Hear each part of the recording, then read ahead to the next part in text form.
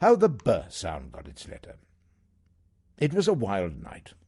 The wind tossed the trees and whipped round the towers of Alphabet Castle. The waves crashed on the shore.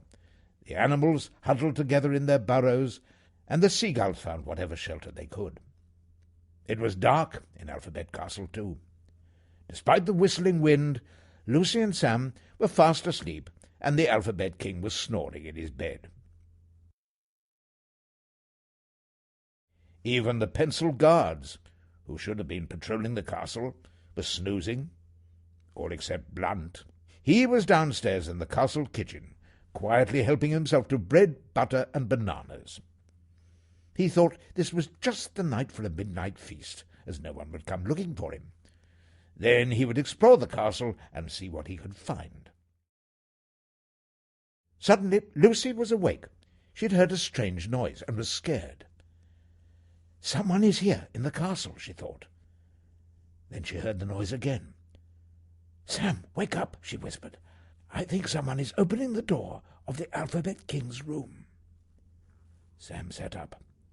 He didn't feel brave, but he got out of bed, and together they tiptoed into the corridor. "How strange," Lucy whispered.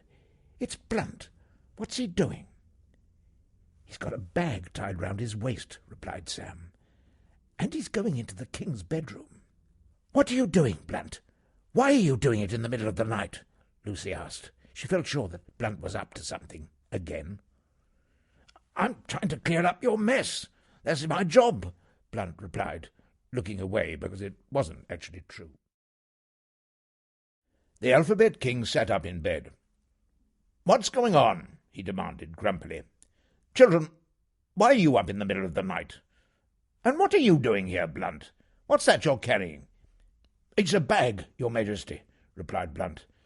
"I like collecting things." "May I see what's in your bag?" Lucy asked. "A ball, a boat, a bear, and a balloon. Everything begins with B." "That's clever," said Sam. "I think we might have found another shape for a letter." "What?" snapped the Alphabet King. "Create a letter in the night? That's crazy. Tomorrow we must find a shape for the B sound, not now. Go back to bed." And he turned over and pulled the covers over his head.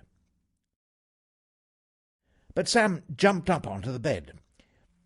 "Please listen to my idea," he pleaded. "Blunt looks like a tall, straight stick, and he's carrying a bag. We could make the shape for the B sound a stick with a bag on its tummy." "What about all the things in the bag?" asked the Alphabet King. "How would we draw the ball, the boat, the bear, and the balloon?" "We wouldn't draw those," explained Sam. "We'd just draw a line for Blunt and a circle for the bag." The Alphabet King lay back and thought. It might work. Children will be able to remember a stick and a bag. "Yes, I think it should be the shape for the B sound, because all the things Blunt collected in his bag begin with B. Well done, Sam." "Can you make the new letter tonight?" asked Lucy.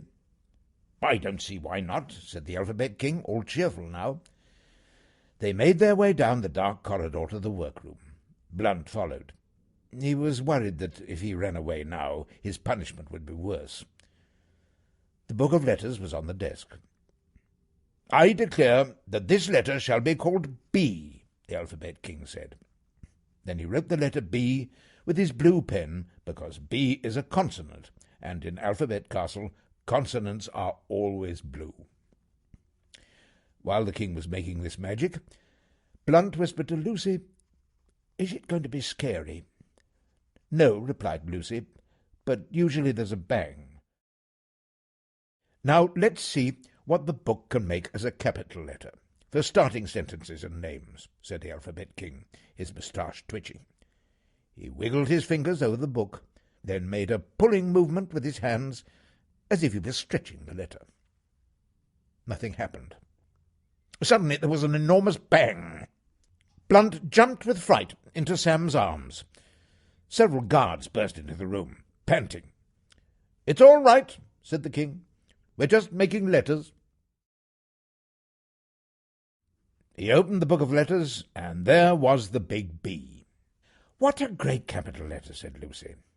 "The capital B has 2 bags to carry, one on top of the other." "Yes, and it will stand up by itself to start names and sentences," said the Alphabet King.